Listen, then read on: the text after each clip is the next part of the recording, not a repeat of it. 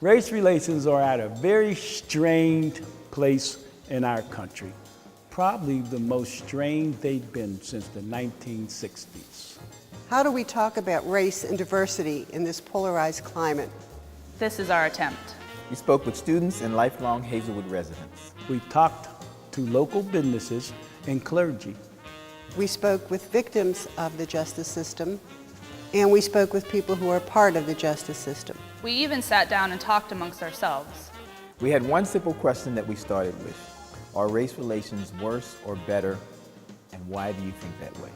Through the following conversations, it is our hope that you will begin to have similar conversations with the people you encounter in your daily life. And maybe our different experiences can enrich our shared experiences.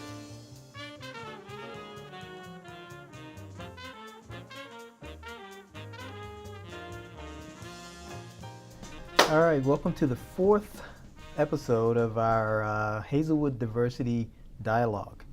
And in this episode, we're going to be interviewing a friend of ours, Mr. Fred Tiemann. Fred is the former Attorney General, U.S. Attorney General for under President Bill Clinton back in the 90s, and also the president of the Buell Foundation. And of course, Buell Foundation has fingerprints in Hazelwood because they have been supporters of work that has been done in the community through Center of Life. And so we are glad to be able to sit here with Fred and just talk about, we want to talk a little bit about Fred's background. We also want to talk about the criminal justice system as it stands today, and we'll talk a little bit about how it has impacted the Hazelwood community. And so, welcome, Fred. Thanks, Tim. Great to be here. So we've seen over the years, we've had an opportunity to see how the criminal justice system has impacted sort of communities in particular that are low-income communities that have a high African American population, and in particular African American males have been impacted by that particular system. And I know that you have a strong background in criminal justice system, being the former U.S. Attorney General. Can you tell us a little more about your life and just how you got to that point, and then maybe we can talk a little more about what that system was like and how maybe what it was like being a part of that in the 90s. Sure. I guess you could say in some ways I lucked into being U.S. Attorney, but I'd been an assistant U.S. Attorney, so I had prosecution background, and I'd been a criminal defense attorney actually for about 10 years. But Senator Harris Wofford convened a search committee to appoint a new U.S. Attorney, and that's sort of the way the process works. Senator recommends to the President, and the President appoints. So I was fortunate enough to come out of the committee process, but what was pretty unique about it was Harris Wofford was not a political guy. He was appointed by Senator Casey to fill the empty seat when Senator John Hines passed away. So I was not particularly political, and it was sort of an interesting process where all the political candidates neutralized each other, and I was the only one left standing, so I backed into the position. But I think it enabled me to bring a pretty fresh perspective to the job. So, and I knew criminal law well. It was pretty easy for me to be, I think, a pretty good prosecutor. But what sort of amazed me when I really got in the driver's seat, so to say, was how good we were at prosecution and how well the entire system, and sort of a militaristic system, chain of command, reporting rules. Inside you can see a lot of flaws, but to the outside world it's a pretty well-oiled machine of prosecution, and I was shocked at how well we prosecuted and how little we did in the way of prevention. And if you look at the history of law enforcement, the first police force was in London in the 1850s. It was created by Sir Robert Peel. They were called bobbies because they reported to Sir Robert, but they didn't carry guns, and they still don't carry guns. And the whole reason they didn't carry guns was their role was not seen as arresting people. Their role was seen as maintaining the peace, preventing crime from occurring in the first place. Yet over the last 150 years, we've flipped that model and turned into being really good at arresting people and putting people in jail, and really bad at preventing crime. Yet, when you think about it, if a crime doesn't happen, public safety is much better protected than if you're chasing people and arresting them. So that's sort of a long background against. And when I was U.S. Attorney, we worked really hard to see if we could not ignore our responsibilities for prosecuting criminals, because there are some people who deserve to be prosecuted. Right. But you can't arrest your way out. You can't legislate morality. You really need to focus on giving people meaningful opportunities. And if they turn down the meaningful opportunity for a shortcut, then they're going to pay the consequences. But we're far too focused on ignoring the fact that people have no options, and far too focused on filling jail beds. Yeah, yeah. You know, I was thinking about, when you were talking, I was thinking about the time when I was in seminary, which would have been in the late 80s, early 90s. And I did my internship at Western Penitentiary, and under a guy named Dr. Miyachi.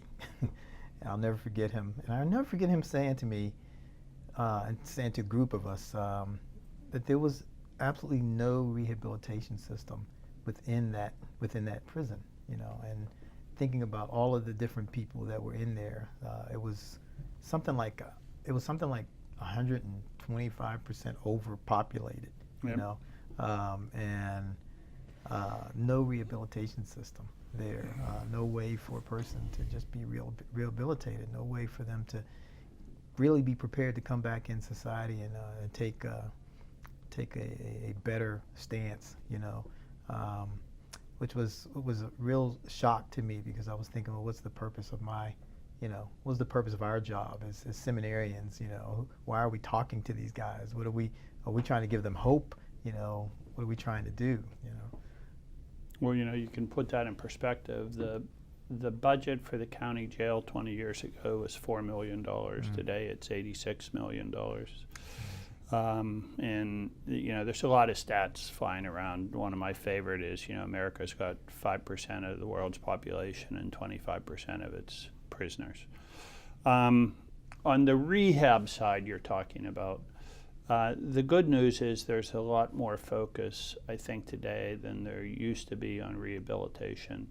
And actually, Allegheny County has a pretty good jail collaborative program that actually does, it's a bit of a national model for rehabilitation, but two things. First of all, it's a really good program, but it impacts a very small number of the prisoners, maybe 400 a year, and about 12 to 14,000 unique individuals cycle through the jail every year. But more importantly, you know, a focus on rehabilitation is great, but you're trying to rehabilitate people who already have a bunch of strikes against them and already have a jail record and all.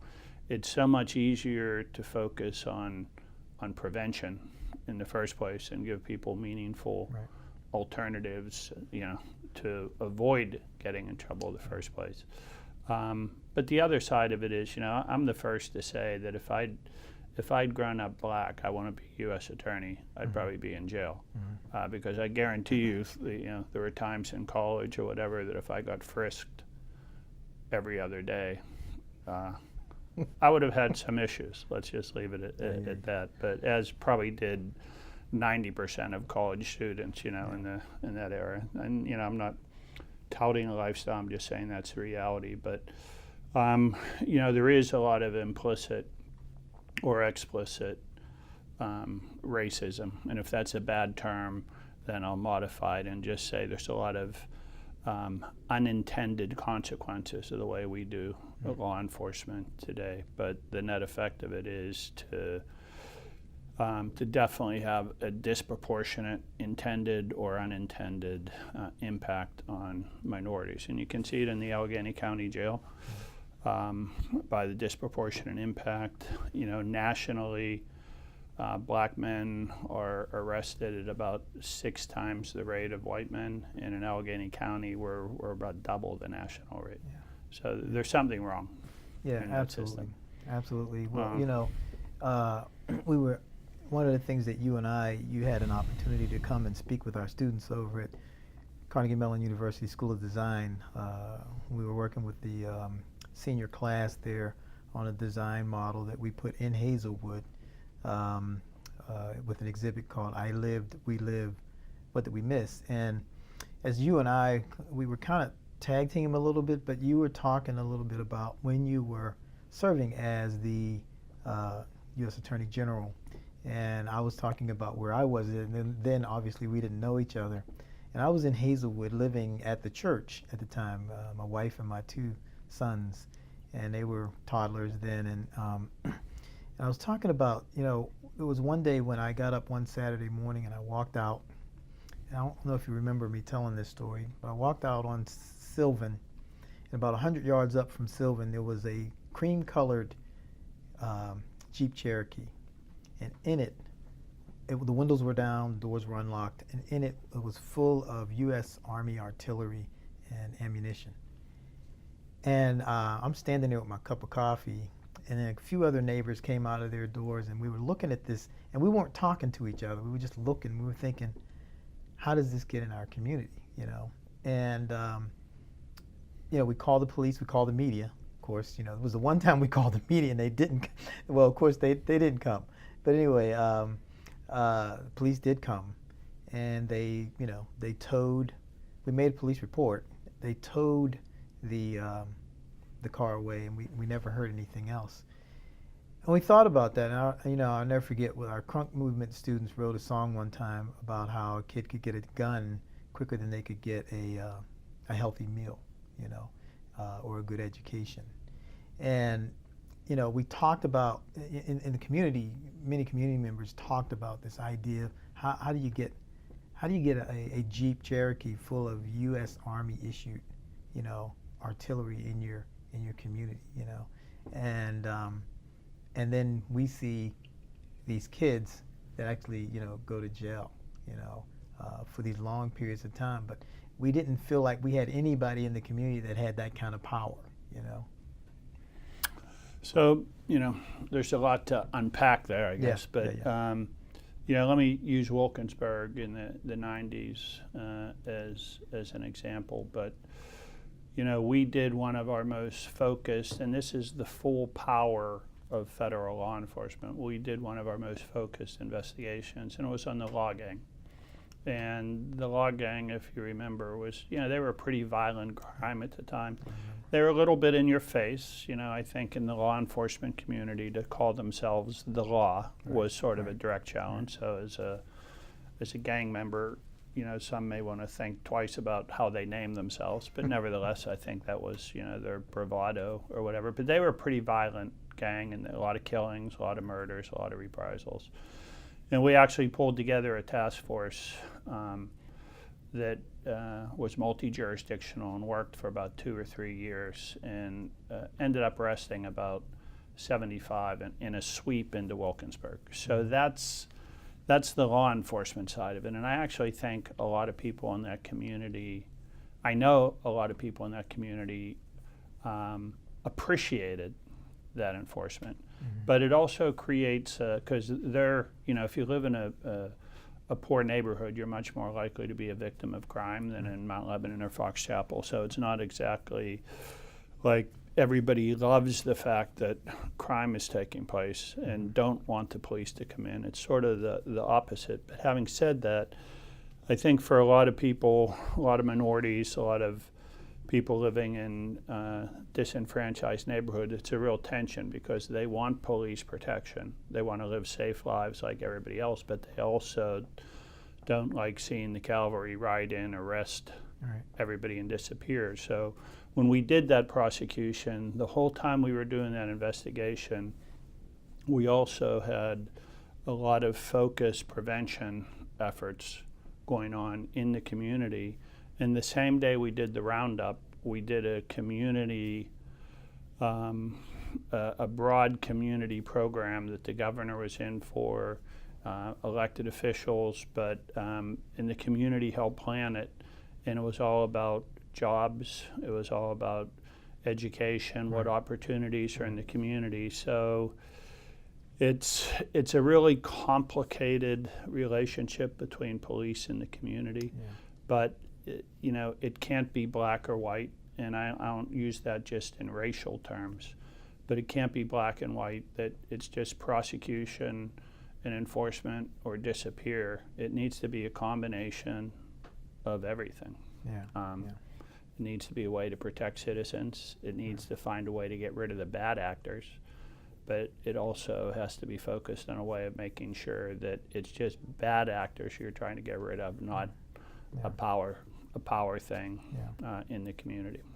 In Hazelwood in particular, we experienced the group that we called Task Force, or I guess it was called Task. I'm not sure what their technical name was, but in Hazelwood they were being called Task Force.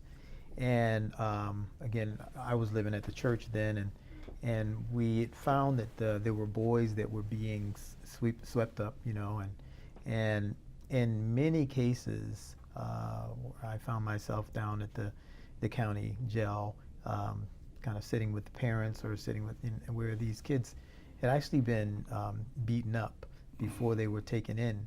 And whether they were fighting back, I don't know what the case was, because I wasn't there when they were getting picked up. But I would be down there once they got down at the at the county, and I'd see them, and they'd be pretty roughed up, pretty bad. And so later, I began to open the door to the church to say, you guys need to come in here, and we'll call your parents, and if this is going to be done, this is going to be done properly, so that if task force was looking for certain kids, then they needed to go through the parents and through a system, or sort of a Hazelwood system, to get them down to the county if they're going to be charged with something, But it felt like there was this missing piece, clearly a missing piece, because parents would find out later. I'd get a phone call. I'd have to go downtown. We'd sit for hours and we'd try to figure out what was going on. Of course, the kid was angry and was saying all kinds of things. The parents were angry. It was a lot of confusion. When we opened the doors to the church, sometimes we'd sleep them all night. They'd run to the church, they'd sleep them all night. Task force never came into the church, but it was a way of controlling kind of how things would happen. We did find there was some good law enforcement people that we met in Hazelwood that worked with us as a community, that wanted to help. And there was some pretty aggressive guys who came through, and they really did some damage to some of the kids. Can you speak to some of that, just from a local law enforcement position, where Pittsburgh has had its problems over the years, with respect to sort of executing justice, in a way that is right, where we've seen it happen to African American males in a different kind of way. So a lot of what you talk about there is a programmatic effort to model what takes place organically in the suburbs, right? The Fox Chapel Police or the Mount Lebanon Police, they know the kids, they know who the bad actors are, the ones who they think still have potential, they give the parents a call, nothing ever happens. That kind of stuff has not historically happened in urban settings. I think, there's a whole bunch of reasons, and you and I could probably, most people could name them pretty quickly why it doesn't take place. But I think that's beginning to change. And I'll give you an example of that is, for one thing, if you want to talk to people who think the system is not working, talk to law enforcement people. I don't think the police are the strongest advocates of lock 'em up justice. I think the police just happen to be the front line of where that lock 'em up justice takes place. And that's why you see so much tension in communities between the police and residents. And some police officers handle it better than others. But there's a program now on the north side of Pittsburgh. It's a diversionary program. The police are key proponents of it. And when young people between the ages of 15 and 30 get picked up for an offense, the police don't even charge them, depending on the nature of the crime. But if it's, if it's drugs, if it's nonviolent activity or whatever, they call a caseworker, and the caseworker comes, picks them up, and then they write them up, but they don't file the charge, because once the charge is filed, it's on your record, and getting things expunged is complicated. They hold the paperwork, and then they give the individual an opportunity to sort of turn stuff around, but they also give resources to turn it around. So you'll work with a caseworker. Do you need job training? Do you need a place to live? Do you need some drug and alcohol counseling? What is it? And they'll hold that for 6 months, 9 months, and if the individual starts making that turn, they just tear up the paperwork. And it's actually had a pretty significant impact because it teams incentive and opportunity. So you incentivize somebody by sort of having a choice to make, and then if you provide the opportunity to do it, and it's showing tremendous results. And the police like it, and the police are, the police have to be not only part of it, they really have to be the driving part of it, but actually we've seen that on the north side as the police have helped construct this, the DA's office is part of it, the magistrates.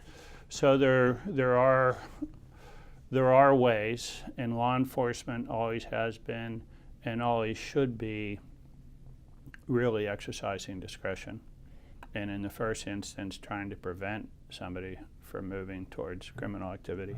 And what people don't realize is not only does that make sense from a social or justice point of view, it makes sense from a data point of view, and that's really what data is adding new insights into. But there's now been studies done on a couple million cases, and what they can show now is that if a low-level first-time offender is picked up and spends 3 days in jail, the likelihood that they'll offend in the future increases 60%. So that holding somebody in jail doesn't protect the public. It actually makes it more likely that that person is going to commit a crime. And when you think about it, it's pretty obvious, especially in marginalized neighborhoods. Young people that are getting arrested may have a minimum wage job. They may be paying rent on a month-to-month basis. You throw them in jail just for 3 days, their employer isn't going to say, hey, Tim, I understand you got I can call my employer today if I got picked up for DUI or something. And most of, anybody with a good job could, hey, I have a problem, we'll deal with it, but I'm not going to be in for a week. Cool, let us know. But, when you're living on the edge, you got a part-time job, you don't show up, you're gone. So we're actually encouraging, greater recidivism or greater criminal activity by some of our enforcement activities. No, those things are important. How do we turn this thing around? It seems like it's been going on for so long and so far gone. How do we turn it around? I was reading your book, the book that you authored, and I was looking at some of the numbers are just staggering, and the information, things that I didn't know before I read it, and I thought, wow, how do we get on top of this as opposed to getting ahead of it? I mean, how do we catch up with it? Well, I'm honored about writing this book, so for your listeners, I should do a disclaimer that I think you're referring to a report that the Institute of Politics issued that I helped co-chair the initiative. So it's a report. I wish I had a book, and if I did, I hope everyone would buy it, but I don't have a book. So, but this was an effort co-chaired by Mark Nordenberg and myself, we did it at the request of Rich Fitzgerald, and it's important to have, political leaders that have a bit of backbone, because public safety is a dangerous area. Lock them up, Yeah. people love, but get them out, people don't like. Right. So Rich is smart, and he's asked us to look into lowering the jail population and having a more a just criminal system in Allegheny County, but at the same time doing it in a way that protects public safety, which is obviously critical. So Chancellor Nardenberg and myself pulled together 40 criminal experts inside and outside the system. And we didn't look at Washington, D.C., we didn't look at Harrisburg, because criminal justice system issues actually can be and should be solved on a local level. And we know Harrisburg and D.C. are a bit dysfunctional these days, but there's a lot of things that can be done on a local level. And this report came out with a whole series of recommendations that we think are doable and achievable. And they focus on things like do away with bail. Bail disproportionately impacts poor and minorities. The purpose of bail is to make sure someone appears at their hearing. It's not a pricing system for justice, and there's more. We're creating debtors' prisons. There's as many people sitting in Allegheny County Jail because they can't make bond on a misdemeanor as there are sitting in the county jail because they can't make bond on a felony. That's not right, and it shouldn't be that way. So, so we recommend a whole series of activities. Better enforcement at the magistrate levels to make sure they're making proper bond decisions. And I can give you an example there that we recommended the public defender begin appearing at the arraignment when bail is set, because they have not historically done that. And that program started about a year ago, and we've seen a 21% decrease in the use of bail. In other words, more people are being out on the streets. And even more importantly, it's had a disproportionately favorable impact on African Americans. So there used to be a 14% gap between whites and blacks. So in other words, blacks were committed to jail 14% more often than whites were for similar offenses. Specifically because they couldn't make bail? Yeah. Okay. They were either given higher bail, or the magistrate judges chose not to follow the recommendation that they get bail, and they were not following those recommendations more often for blacks than for whites. Yet when we assigned a public defender to the process and they were able to articulate arguments or why magistrate judges ought to be more fair, that disproportionality was cut in half. And the number of individuals who were released back into the community increased by, as I said, around 20%, and public safety was not impacted. So there are ways that there are specific things that can happen with immediate results. Right. So when an African American male doesn't make bail, is it specifically because they're African American, or is it because of the crime itself? I'd say that's a good question. I would say it's because they're African American, but it's also because they're economically disadvantaged. Okay. And what I mean about that is nationally and locally, the inability to make monetary bail is the number one reason why people are in jail. Not the seriousness of their offense, but the inability to make bail. And so that's clearly an economic consideration. Right. But when you team the fact that minorities, whether African American or Hispanic, are disproportionately in the economically disadvantaged category, then a monetary decision is going to impact them more seriously. So basically what I'm saying is it is both. It there's an overemphasis and a disproportionality on blacks. And you tell me, I can't tell you whether that magistrate judge is sitting there saying you're going to jail because you're black or you're going to jail because you're poor, Right. but it doesn't make any difference. Right, right. What's clear is because they don't have money and or because they're a minority, they're going to jail at higher proportions than whites.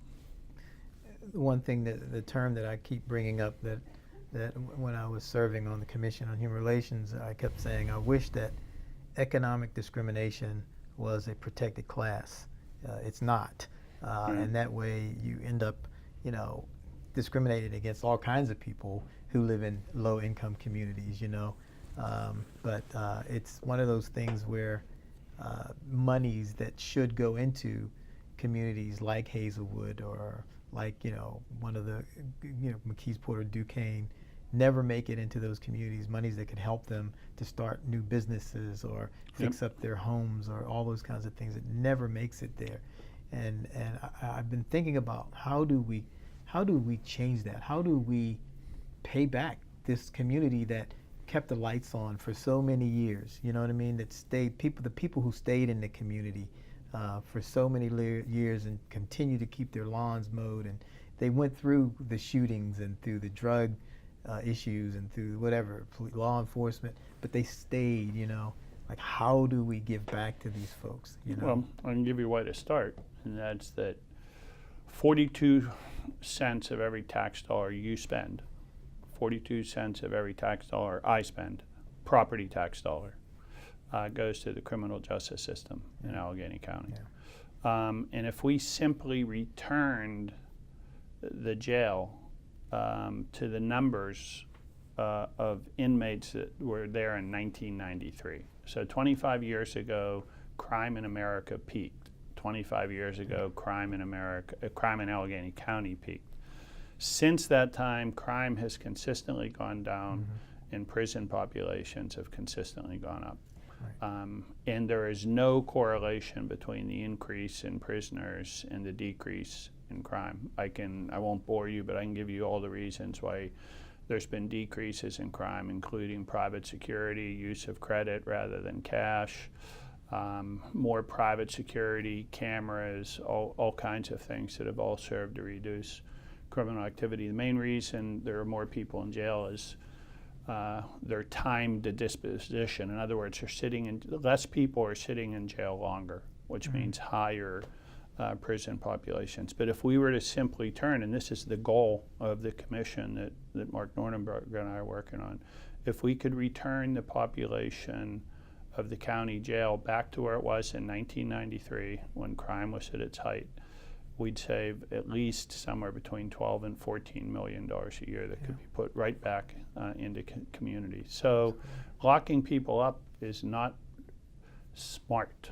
It's not only unjust, but it's not particularly smart. Exactly. Reverend Murray, you had a question. I thought you had a couple questions when we were driving down here that you wanted to ask. I wanted to make sure I got those questions on the. You, as far as stopping the trend that you were speaking to him about, when it came to, we call it a bleeding mentality. It's instead of stopping, if you get a suture or something, you get whatever that thing is that ties it off where it doesn't continue to. Yeah. A tourniquet. Tourniquet. A Yeah. tourniquet. That was my thought is, and you brought it up just a few minutes ago, how do we place a tourniquet on it, per se, where it doesn't bleed as long and it doesn't bleed as deep, whatever the mentality, whatever it is, whether it's arrest, whether it's rehabilitation, whether it's how do we use an income stream to try to help it do it, or any other features like that, because we keep seeing the revolving effect. I had a prison ministry for 5 years, and it never ceased to amaze me. I see a guy go, because I had worked on part of helping them get parole. And we see a guy go, and I go back down there, and 4 months later, he's in the same place. And then you begin the dialogue. Was it your fault? Is it society's fault? Is it income fault? And of course, it's never my fault.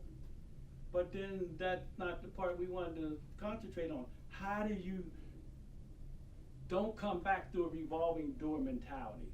And that was another one of my concerns. If we had some criteria to refute that, how do we keep them from revolving? And of course, most of the easiest ways we say income, but yes, it's more than income. Well, so I guess I'll say a couple things. One, I'm not sure a tourniquet is the best analogy, and the reason I say that is because in a lot of ways the system's bleeding from about 10 different arteries, and knowing where to put the tourniquet becomes pretty complicated. I always use the analogy of a spigot open in the basement, and we keep sending people down with mops. We keep trying to mop it up when the first thing is to turn off the spigot. And the spigot is, pretty poor education, pretty poor job training, pretty poor less opportunities in communities. So it gets back to your point about putting more money into communities and providing more opportunities for people who can begin shutting down that spigot of the sort of the school to jail pipeline, as they call it, and then you can begin working backwards. So that's one thing. But Allegheny County does and has started a pretty good re-entry program in the jail collaborative. And here's what's really amazing about it is the way the model used to work is you might get arrested on a summer day for selling marijuana or something. You're in shorts and a t-shirt, flip-flops. They take you into jail. They hold you for 6 months. They put your clothes in a bag, give you a prison uniform. Like a lot of people who are in jail today, you may have some emotional issues. You may have some prescription meds that you're taking or whatnot. And then in January, your attorney gets a judge to sign a forthwith release order. So they process you, they give you your shorts and your t-shirts back, no medication, and they put you out on the street at 1 o'clock in the morning in January. And then they're surprised that you head for a nearest bar or for, the bad influence buddies. But what they're doing now, which is really a national model, is they start, first of all, they will not release anybody without until 3 days advance notice. So the courts no longer issue these forthwith orders. They say release within 2 or 3 days. So when you're released, they make sure you have clothes, someone to come to get you, your prescriptions are in order, the time of day that they release you. That's just really one small part of it. But it's an important part because you sort of walk out with an idea of some support in place. But more importantly, they now have an assessment tool where they look at those individuals who are most likely to recidivate. And 6 months before they're released, they begin working with them in the jail on things like employment training, anger management, how to make good decisions, drug and alcohol counseling if they need it. The same time, on the outside, they're working with the individual's family, trying to help them, provide them housing if they need so, resources for dealing with their loved one who's going to be coming out. And they also have one-stop shops now in the community for probation services. So you go in, you see your probation officer, they have counseling services there, they have employment services. If you're screwing up, they move you right into drug and alcohol treatment, not back to the jail. And so now you're on this preparatory course before you're released, and then there's this transition period that puts you out onto the street with support, meds, loved ones, and your loved ones are trained, and then they follow up with you for a year afterwards through these one-stop shops. That's what it takes to put, somebody back on a good path, not, an hour's counseling session. And that involves having, churches, family members, whatever, supporting people on both sides of that ledger.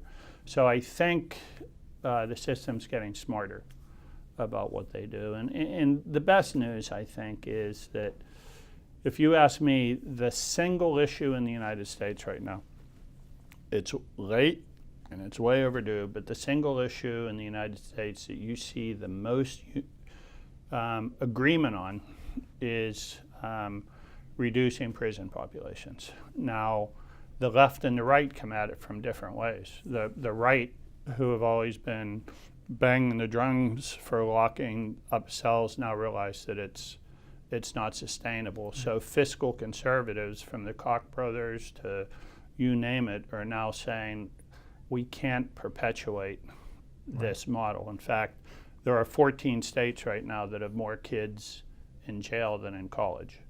So that's not a sustainable But it's system. mostly about the bottom line, not about people. Right. But so it's about the bottom line.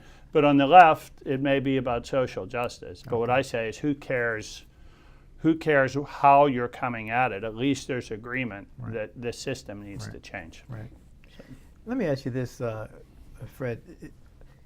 Are there ways of are there better ways of screening people who are in positions to impact the lives of people who are going into this system, like judges, like bench judges, and circuit judges, or different ones who can actually change your life if they're looking at you through a lens of.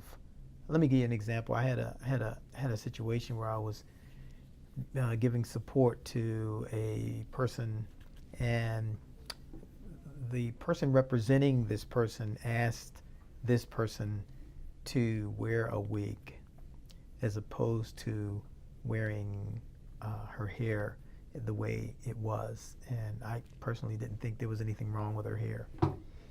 And they just straight out, the person representing this person said to her, if you go before this judge that way, they're gonna take your child, or they're gonna do this, or they're gonna, And I thought that impacted me. I thought, wow, it's amazing. How do we, I talk about teachers in our school system, and I asked, I'll never forget, I asked the question. I said, does anybody ever ask teachers in their interviewing process, do you love kids? And that's not a question. Yeah, it's just not a question. Yeah. The question is, can you teach? Yeah. But do you love kids is not a question. But I think it should be. Yeah. And when I think about somebody sitting on a bench who is able to change a person's life almost forever, how do we screen that? How do we, you know? So I'll say a couple things. And the first thing I'll say you may not like, but it's my experience, is I think we have the best criminal justice system in the history of the world. Mm-hmm. I really do. I mean, if you go back to the core principles of the Constitution, presumption of innocence, trial by a jury of your peers, rather than the dictator or whatnot, it is a great system of justice. The ideal part of that. The principles. Yeah. So the system itself is a great system. There's two problems with it. First, it worked pretty well up until about the 1980s, for the most part. And that's when we really started screwing it up. In a lot of ways, it got screwed up by the public and by legislators who got tough on crime, passed 3 strikes you're out, and really supercharged a system that had implicit aspects of racism built into it. I'm not going to deny that. I'm not going to say it was fair, as fair as it should be, and that actually gets into my second point. But I think it was a relatively fair system that we then screwed up with outside influences, that ultimately we began demanding that the criminal justice system solve the moral problems of our society. Instead of changing the way we did education, or the way we raised kids, the way we supported families, we began turning the criminal justice system into the vehicle to try and change attitudes, and it just doesn't work. But the second thing you have to understand is, we're human, and this system's only as good as the humans that are in it. And I think this whole supercharged attitude and outside influence by legislators who are slamming cell doors. We have brought people into the system who feel like they come in with a mandate of who elected them rather than a mandate for what the Constitution says. And that second part bothers me a lot more than the first part in some regards, because we get who we elect. Yeah. And I guess the answer to my question is, Tim, there already is a system in place. It's called elections. And we as citizens ought to be looking much closer at, the values of the people we elect and the values of the people we put in to systems like that. So I'll say again, it's not, as far as I'm concerned, it's not the system. The system isn't broken, or if it is broken, it's because it's been broken by us, by demanding it do things that it shouldn't do. And that's why I think a big part in what's hopefully changing is that the public needs, and I don't like what I've seen in the last couple of years. I think we're taking a big step backwards. But in general, I think the overall trend is, if you look at Americans, they don't like this mass incarceration.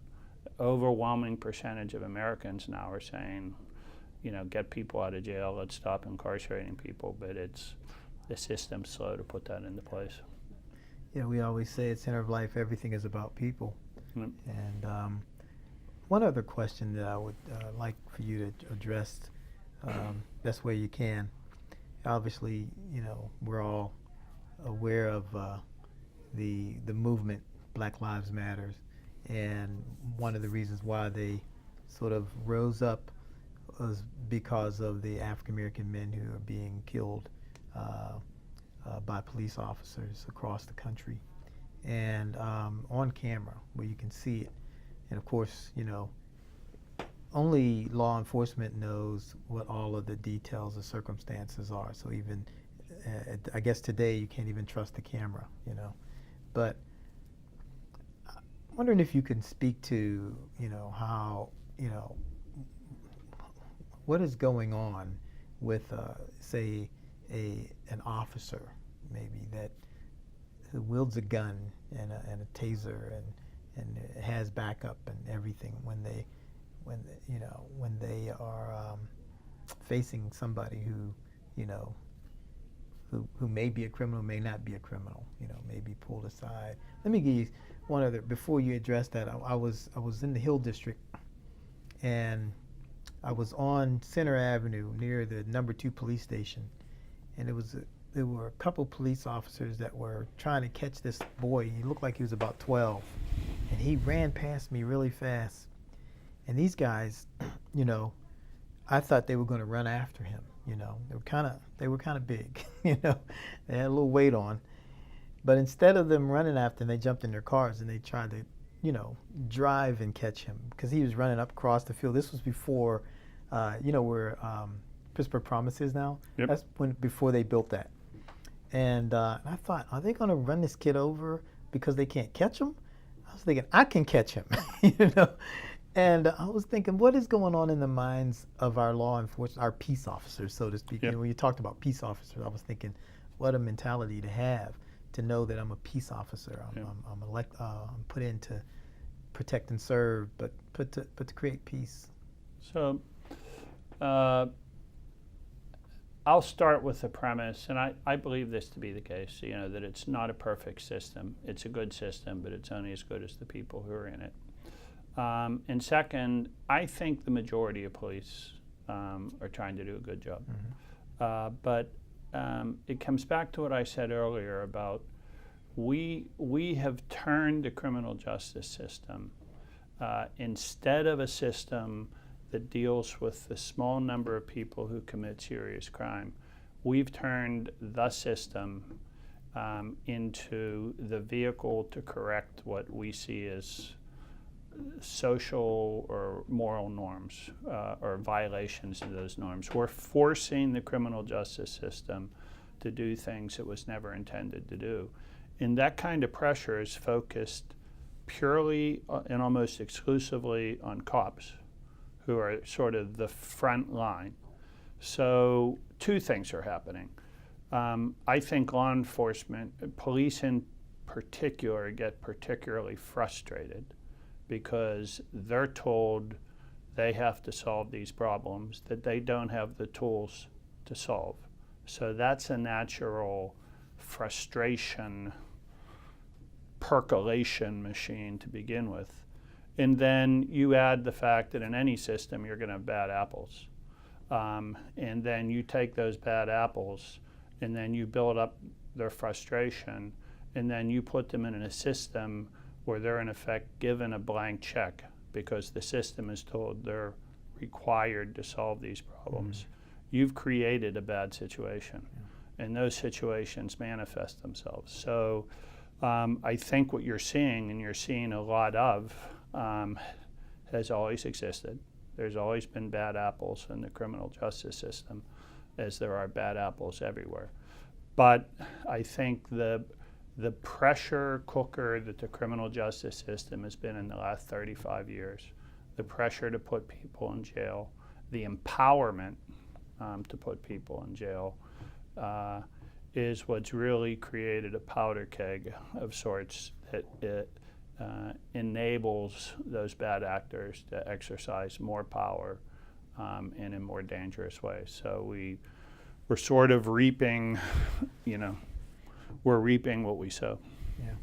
Do you think it was right for us to allow Pittsburgh police officers to live anywhere except for in the city?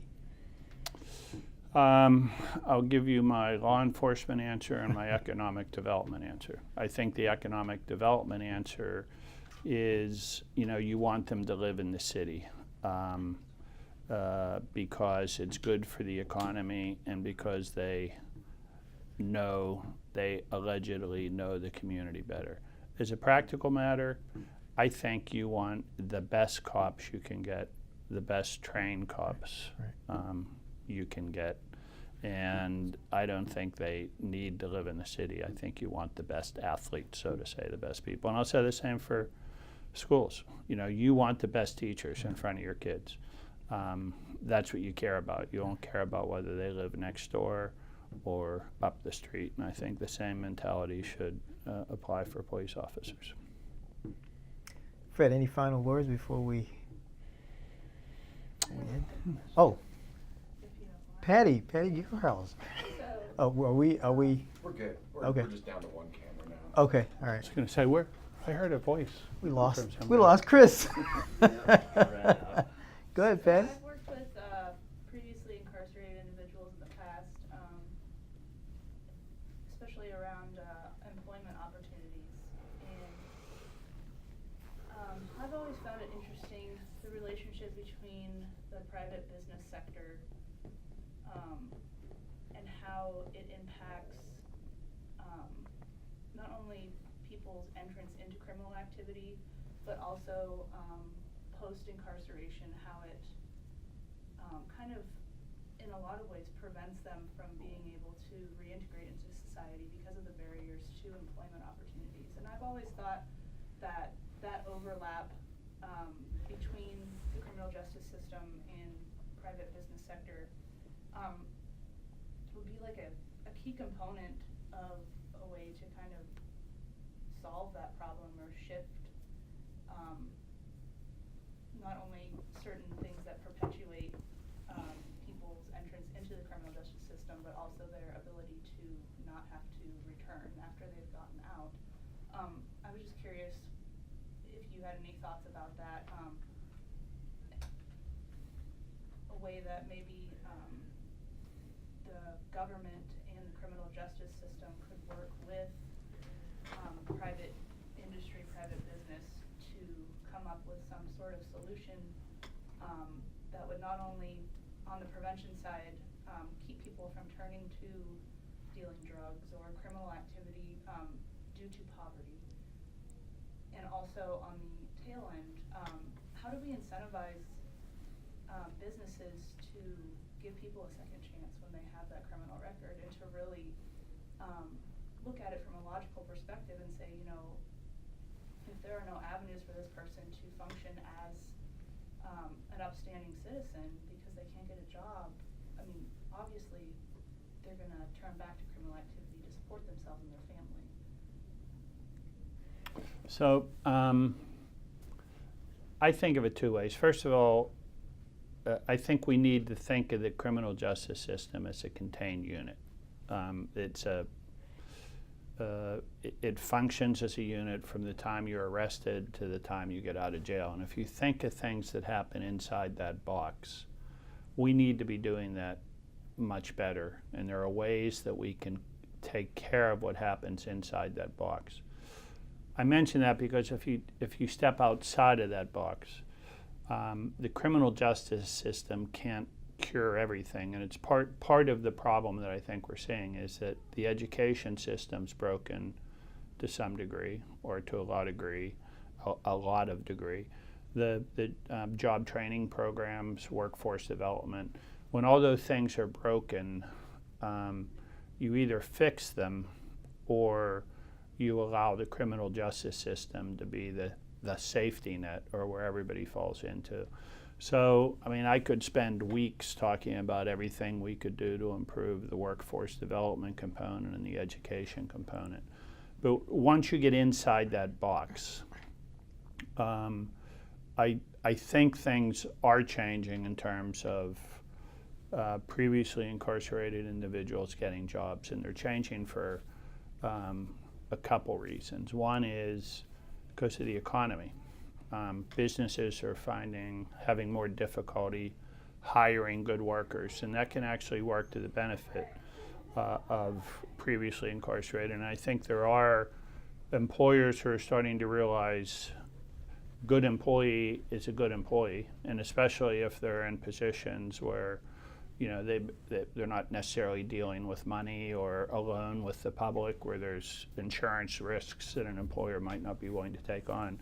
But where they have skill sets, I think slowly but surely you're seeing more employers being willing to hire individuals who have a previous record.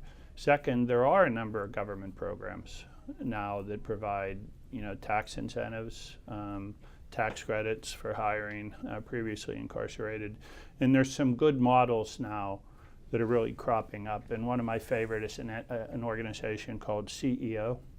And what they do is they hire individuals who, when someone gets out of jail, they actually will take them into the program, and they give them 5 weeks of training, and then they hire them for up to 6 months on work crews where they provide all the insurances and ongoing training, and then they place them with private companies, and they provide a year of case management for those individuals after they start working in a company.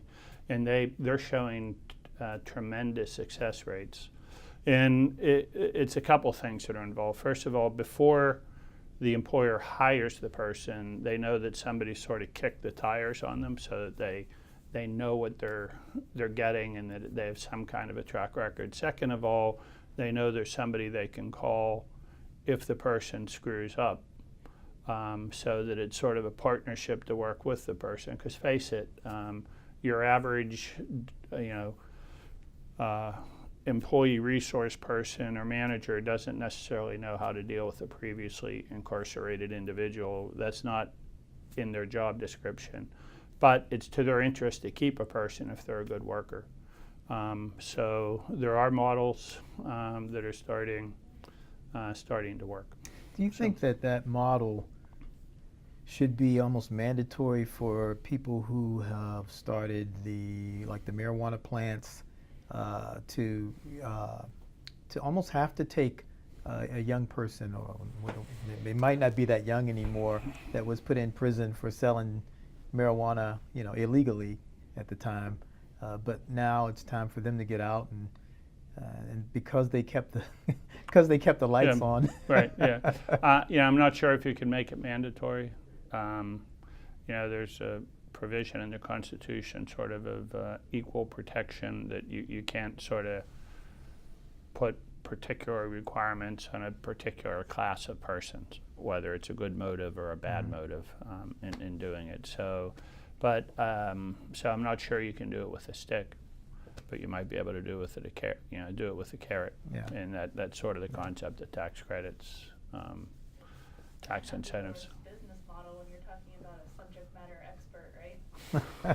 Exactly. Put someone in there that knows what they're doing and talking about, because they've done it for years. Fred, thank you so much My pleasure. for everything. Sure.